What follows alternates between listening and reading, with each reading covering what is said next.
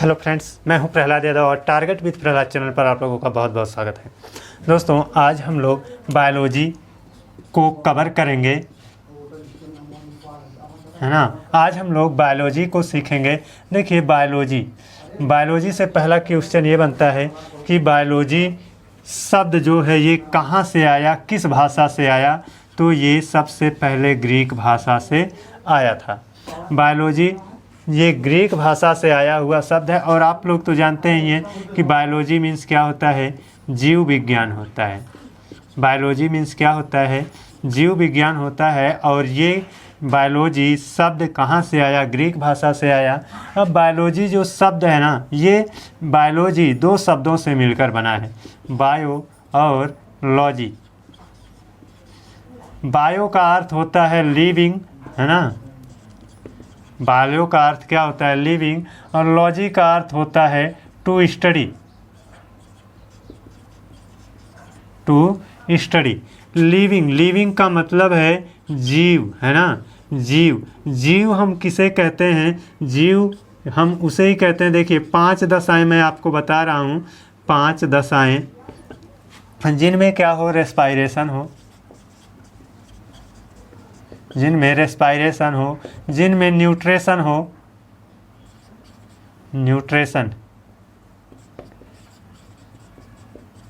जिनमें डाइजेशन हो, जिनमें एक्सक्रीजन हो, है ना, और जिनमें ग्रोथ हो।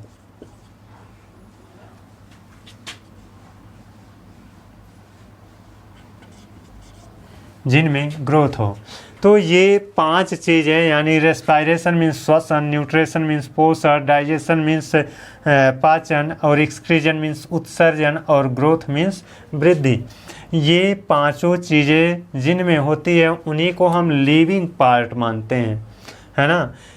और ये पांचों चीज़ें जिनमें होती हैं उनको हम लिविंग पार्ट मानते हैं। और उनके अध्ययन से संबंधित विज्ञान को हम क्या कहते हैं, बायोलॉजी कहते हैं, यानी जीव विज्ञान कहते हैं।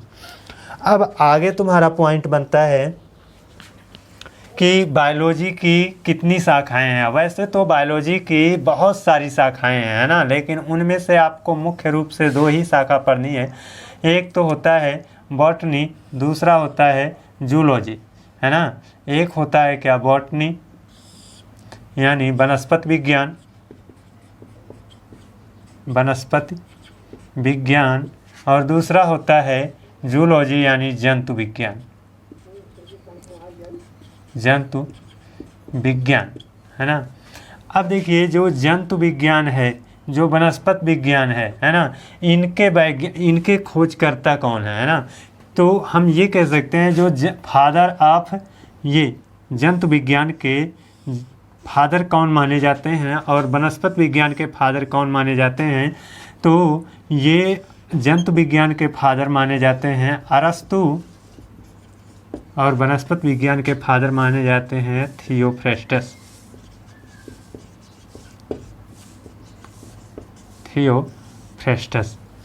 अब कारण है ना। देखिए, इन्हीं दोनों में से कोई एक बायोलॉजी का जनक यानी जीव विज्ञान का जनक माना जाता है। इन दोनों में से कौन बायोलॉजी का जनक माना जाता है, अरस्तु माने जाते हैं, है ना। अरस्तु बायोलॉजी के जनक यानी जीव विज्ञान के जनक और जंतु विज्ञान के जनक, दोनों ही विज्ञान के जनक कौन माने जाते हैं, अरस्तु। कारण ये रहा कि थियोफ्रेस्टस ने 500 पौधों का साइंटिफिक नेम दिया और उसको जिस बुक में संकलित करके रखा गया उस बुक का नाम है हिस्टोरिया ऑफ प्लांटेरा। हिस्टोरिया ऑफ प्लांटेरा नाम की पुस्तक में थियोफ्रेस्टस ने 500 पौधों का साइंटिफिक नेम दिया है। और इन्होंने भी 500 जीवों का, 500 जंतुओं का इन्होंने साइंटिफिक नेम दिया। 500 जंतुओं का इन्होंने साइंटिफिक नेम दिया। और उन 500 जंतुओं का जो साइंटिफिक नेम दिया है उसको जहाँ संकलित करके रखा गया है उस पुस्तक का नाम है हिस्टोरिया ऑफ एनिमलिया, है ना। तो अब ये देखा गया कि हिस्टोरिया ऑफ प्लांटेरा में तो थियोफ्रेस्टस ने 500 पौधों का नाम दिया है, वैज्ञानिक नाम, और हिस्टोरी ऑफ एनिमलिया में इन्होंने 500 जंतुओं का वैज्ञानिक नाम दिया है। तो दोनों में से डिफ़िकल्ट क्या होता है, तो इनका जो अध्ययन था वो काफ़ी स्ट्रगलफुल रहा, इसीलिए इनको जंतु विज्ञान का जनक होने के साथ साथ इनको जीव विज्ञान का भी जनक माना गया। ये एक चीज़ यहाँ से ये सभी चीज़ें तैयार करके रखना, क्योंकि ये एग्ज़ाम के लिहाज से बहुत ही इम्पोर्टेंट है। अब चलिए हम चलते हैं सेल की तरफ, यानी कोशिका की तरफ। कोशिका है ना, सेल यानी कोशिका। सबसे पहला क्वेश्चन यहाँ से ये पूछा जा सकता है, कोशिका की खोज किसने की, है ना। तो कोशिका की जिन्होंने खोज की थी उनका नाम था रॉबर्ट हुक। क्या नाम था? Robert Hooke. रॉबर्ट हुक ने सबसे पहले कोशिका की खोज की, और जब इस रॉबर्ट हुक ने सबसे पहले कोशिका की खोज की ना, तो वह कोशिका कैसी थी? एक मृत कोशिका थी। वह कैसी कोशिका थी? एक मृत कोशिका थी। ये वो मृत कोशिका किसकी थी? जो पेड़ वगैरह की छाल नहीं होती है, उसी छाल से प्राप्त हुई थी। हम इसको इंग्लिश में क्या कहते हैं? Cork tissue. क्या कहते हैं? कॉर्क टिश्यू, है ना। कॉर्क टिश्यू यानी पेड़ वगैरह की जो छालें होती हैं, वहाँ से इन्होंने इस कोशिका को प्राप्त किया था। तो सबसे पहले मृत कोशिका की ही खोज हुई थी, और उसको किसने खोजा था? रॉबर्ट हुक ने खोजा था, है ना। और उसके बाद जीवित कोशिका की खोज हुई। जीवित कोशिका की खोज हुई, और सबसे पहले जो जीवित कोशिका की खोज किए थे उनका नाम क्या है? उनका नाम है Antony von Leeuwenhoek. Antony von Leeuwenhoek. Leeuwenhoek, है ना। कहाँ से इन्होंने जीवित कोशिका प्राप्त की थी? तो एंटोनी वॉन लीवेनहॉक ने जो जीवित कोशिका प्राप्त की थी वो प्याज से प्राप्त की थी, है ना। प्याज से प्राप्त की थी। उसके बाद इन्होंने पुनः जीवित कोशिका की खोज की, और वो किससे की थी? दांत से की थी। ह्यूमन टीथ जो होता है, दांत जो होता है, दांत से इन्होंने क्या किया? जीवित कोशिका प्राप्त की, है ना। तो सबसे पहले कोशिका की अगर खोज हुई है तो वो मृत कोशिका की खोज हुई है। कहाँ से? पेड़ की छाल से प्राप्त हुई है, और उसको किसने खोजा था? रॉबर्ट हुक ने खोजा था। और उसके बाद कुछ समय बीता, उसके बाद जीवित कोशिका की खोज हुई, और उस जीवित कोशिका की खोज किसने की? एंटोनी वॉन लीवेनहॉक ने की थी। कहाँ से की थी? प्याज से की थी, है ना। और उसके बाद इन्होंने दांत से भी इस एनिमल कोशिका की या फिर लिविंग कोशिका की खोज की थी। अब जब कोशिका की बात हुई है तो सबसे बड़ी कोशिका कौन सी होती है? सबसे बड़ी कोशिका इस संसार में सबसे बड़ी कोशिका किसकी होती है? तो शुतुरमुर्ग के अंडे की होती है, जिसको ऑस्ट्रिच एग कहा जाता है। ऑस्ट्रिच एग यानी शुतुरमुर्ग का अंडा। शुतुरमुर्ग का अंडा। शुतुरमुर्ग के अंडा, जो शुतुरमुर्ग का अंडा होता है वो एक ही कोशिका है ना, वही विश्व की सबसे बड़ी कोशिका है। और विश्व में सबसे छोटी कोशिका कौन सी है? तो एक बैक्टीरिया की है ना। एक बैक्टीरिया की है, और उस बैक्टीरिया का नाम क्या है? वो जो बैक्टीरिया है उस बैक्टीरिया का नाम है माइकोप्लाज्म गैलीसेप्टिकम।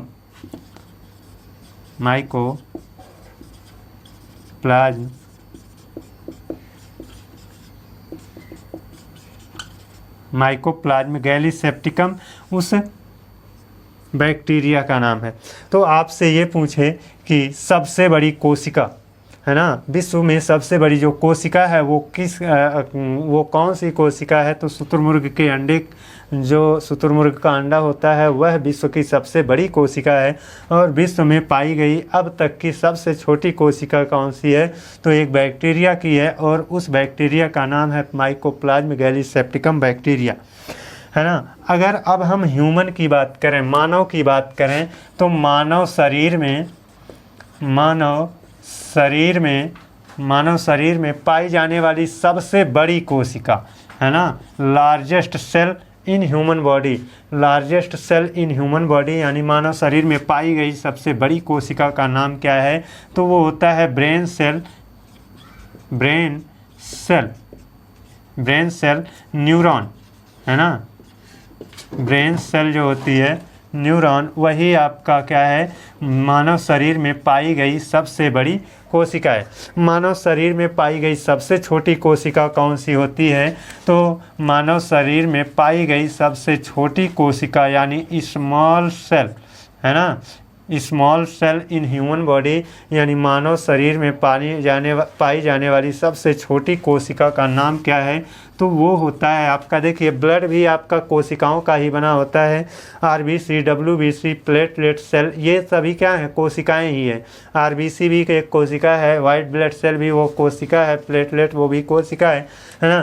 तो जो आरबीसी होता है, आरबीसी रेड ब्लड सेल्स, यही आपका क्या होता है? मानव शरीर में पाई जाने वाली कोशिका, सबसे छोटी कोशिका यही होती है।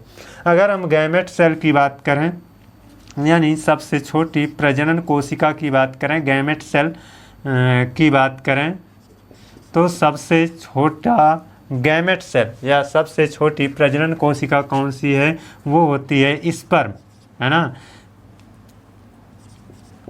स्पर्म, पुरुषों में जो स्पर्म होता है वो क्या होता है? मानव शरीर की सबसे छोटी कोशिका होती है, प्रजनन कोशिका होती है ना। अगर प्रजनन की बात ना पूछे, गैमेट सेल की बात ना पूछे, सबसे छोटी ही पूछे तो क्या होगा? आरबीसी होगा। लेकिन जब वो, अब चलिए पार्ट ऑफ सेल की तरफ चलते हैं, यानी कोशिका के भाग की तरफ चलते हैं ना। कोशिका के भाग, देखिए आपके कोशिका के बहुत सारे भाग हैं, उनमें से जो बहुत इम्पॉर्टेंट हैं, जो एग्ज़ाम के लिहाज से बहुत इम्पॉर्टेंट हैं, उन्हीं को पढ़ाएंगे। पार्ट ऑफ सेल,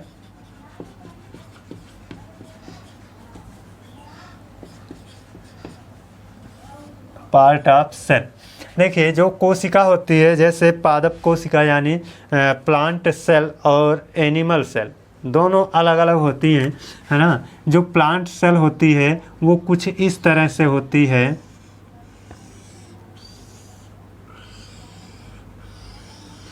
वो प्लांट सेल कुछ इस तरह से होती है।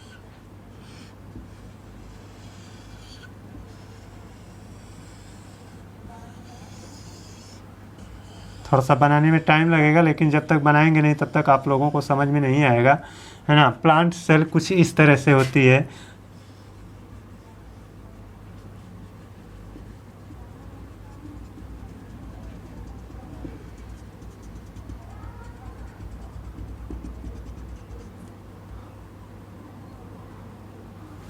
और जो प्लांट, ये तो प्लांट सेल हो गई, है ना। जो ह्यूमन सेल होती है वो इस तरह से होती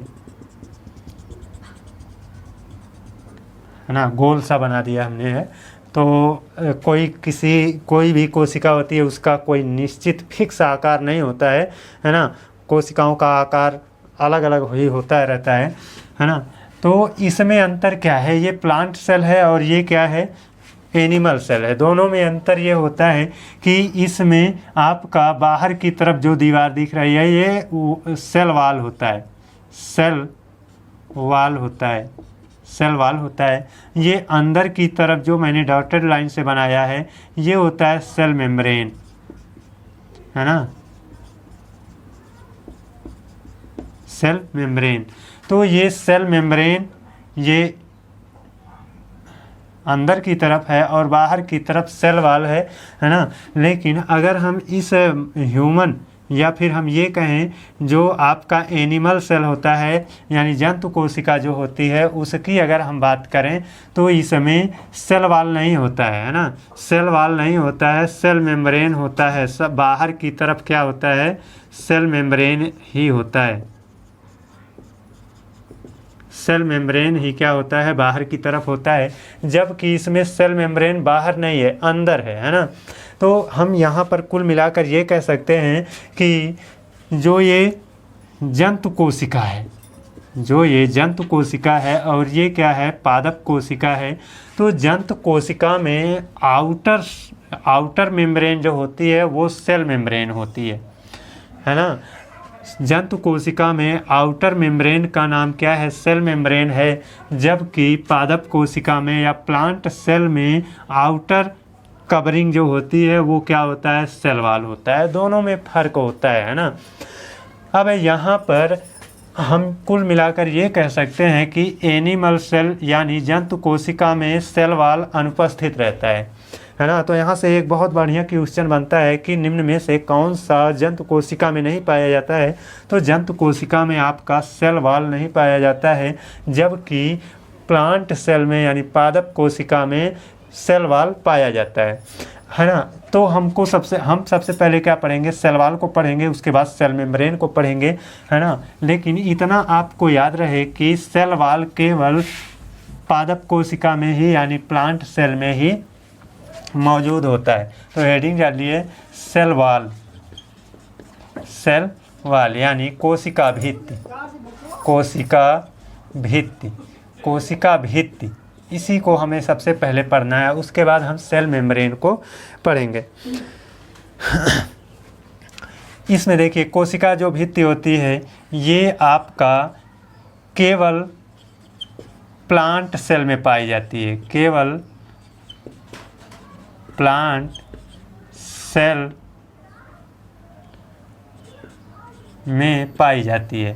सेल वॉल केवल प्लांट सेल में पाई जाती है, एनिमल सेल में नहीं पाई जाती है। दूसरा पॉइंट इसमें से ये लिखिएगा कि ये जो सेल वॉल होती है प्लांट सेल में जो आउटर कवरिंग अभी हमने दिखाया था वो जो होती है वो प्लांट सेल का हार्डेस्ट पार्ट होता है। प्लांट सेल का हार्डेस्ट पार्ट क्या होता है, सेल वॉल ही होता है ना। प्लांट सेल का हार्डेस्ट पार्ट यानी पौधों की कोशिकाओं में यानी पादप कोशिका का सबसे कठोर हिस्सा कौन सा होता है, सेल वॉल होता है। क्यों होता है वो सेल वॉल हार्डेस्ट क्यों है, क्योंकि उस सेल वॉल में पानी 0% पाया जाता है। आप जानते हैं कि जहाँ पर पानी की मात्रा रहती है वहाँ पर थोड़ा सा वो मुलायम रहता है, लेकिन जहाँ पर पानी की मात्रा बिल्कुल नहीं रहेगी वहाँ पर वो हार्ड हो जाता है। तो सेल वॉल में पानी जो होता है वो 0% पाया जाता है, इसी वजह से वो हार्डेस्ट पार्ट बन जाता है प्लांट सेल का, है ना। और जब हार्ड है तो उसका वर्क क्या हो जाएगा, प्रोटेक्शन देना यानी सुरक्षा प्रदान करना, है ना, प्रोटेक्शन प्रोवाइड करना, प्रोटेक्शन प्रोवाइड करना सेल वॉल का कार्य होता है। सेल वॉल का मुख्य कार्य क्या है, प्रोटेक्शन प्रोवाइड करना, यानी जिसे कोई भी कोशिका होती है, प्लांट सेल होता है, प्लांट सेल का जो सेल वॉल होता है उसका कार्य होता है प्रोटेक्शन प्रदान करना। क्यों प्रोटेक्शन देता है, क्योंकि वो हार्ड होता है। और हार्ड क्यों होता है, क्योंकि उसमें 0% पानी होता है। और ये जो सेल वॉल होता है बना किसका होता है, तो ये जो सेल वॉल होता है ना, सेलुलोज का बना होता है। सेलुलोज कार्बोहाइड्रेट का बना होता है, सेलुलोज कार्बोहाइड्रेट का, सेलुलोज कार्बोहाइड्रेट का,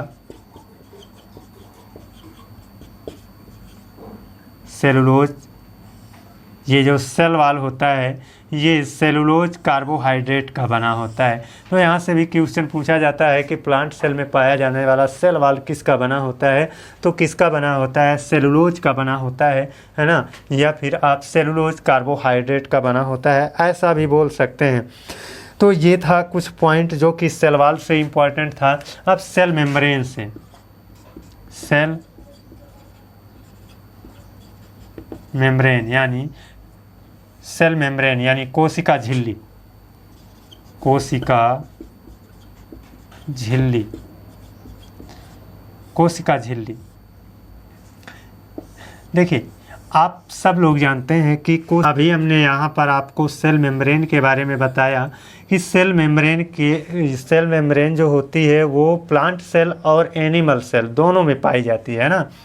जो अभी हमने ऐसे स्ट्रक्चर में बताया था आपका डॉटेड लाइन दे करके, तो वहाँ पर क्या है, सेल मेम्ब्रेन दोनों में पाई जाती है। फ़र्क इतना था कि सेल मेम्ब्रेन जंतु कोशिका में बाहरी आवरण था और जबकि पादप कोशिका में वो क्या था, बाहरी नहीं, इनर मेम्ब्रेन था, है ना।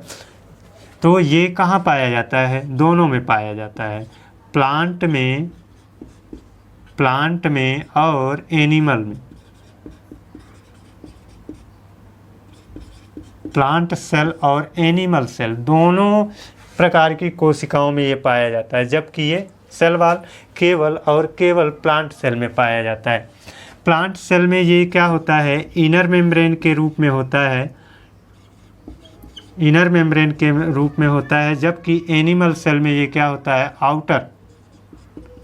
आउटर मेम्ब्रेन के रूप में होता है ना। और इस सेल मेम्ब्रेन का कार्य क्या होता है, देखिए यही सेल मेम्ब्रेन था, है ना, ऐसे ही बनाया था हमने, यही सेल मेम्ब्रेन है। और ये अगर आपका क्या है, जंतु कोशिका है तो ये सबसे बाहर में रहेगा।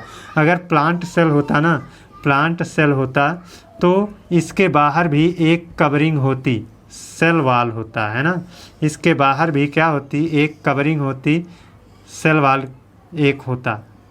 बात समझ रहे हैं ना, ऐसे बनता, तब ऐसे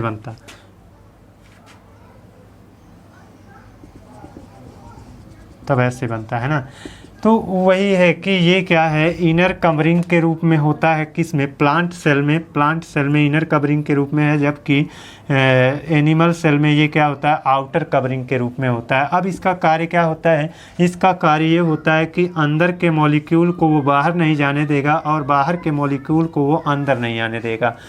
इसका यही मुख्य कार्य होता है ना। तो हम कुल कह सकते हैं, it's regulate moment of molecule to inside to outside and outside to inside. यानी इसका मुख्य कार्य होता है कि कोशिकाओं के अणुओं को अंदर से बाहर न जाने दिया जाए और बाहर के किसी अणु को कोशिका के अंदर ना आने दिया जाए।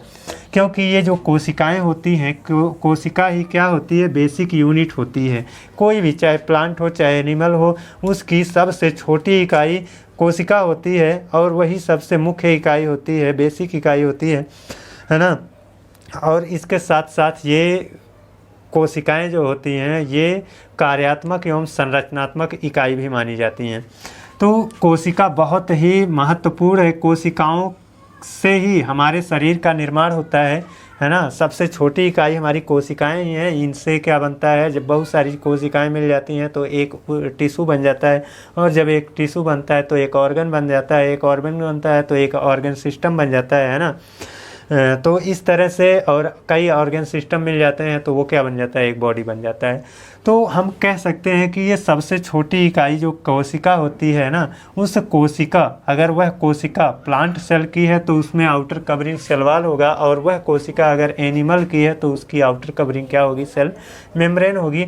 और सेल मेम्ब्रेन का कार्य यही होता है कि बाहर के अणुओं को अंदर ना जाने दिया जाए और अंदर के अणुओं को बाहर ना आने दिया जाए। अब जैसे इसमें हमने देखा कि ये किसका बना होता है, सेलुलोज कार्बोहाइड्रेट का बना होता है। तो ये किसका बना होता है, ये फास्फोलिपिड का बना होता है ना। ये किसका बना होता है, फास्फोलिपिड का बना होता है, फास्फोलिपिड का बना होता है। तो यहाँ से क्वेश्चन पूछा जाता है कि सेल मेम्ब्रेन किसका बना होता है, यानी कोशिका झिल्ली किसकी बनी होती है, तो फास्फोलिपिड की बनी होती है। सेल वॉल किसका बना होता है, तो सेलुलोज कार्बोहाइड्रेट का बना होता है। तो इतनी चीज़ें आशा करता हूँ कि आप लोगों को समझ में आ गई होंगी। तो ये दोनों ही पार्ट क्या थे, आउटर कवरिंग और इनर कवरिंग के रूप में थे प्लांट और एनिमल सेल में। चलिए अब हम सेल के अंदर के पार्ट को देखते हैं। सेल के अंदर के पार्ट में तुम्हारा क्या होता है, जैसे एक कोशिका होती है, कोशिका के अंदर उसका सबसे मुख्य पार्ट होता है केंद्रक, है ना। जैसे ये क्या है, आपकी एक कोशिका है, मैं प्लांट सेल ही बना रहा हूँ, अगर ये आपकी क्या है, एक कोशिका है, तो कोशिका के अंदर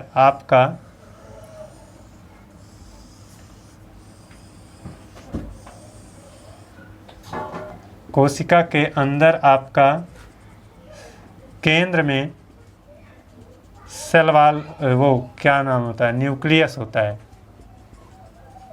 यहाँ क्या होता है, केंद्र में न्यूक्लियस होता है। यहाँ क्या होता है, केंद्र में न्यूक्लियस होता है, और इस न्यूक्लियस के अंदर जो होता है ना, वो डीएनए और क्या होता है, आरएनए होते हैं।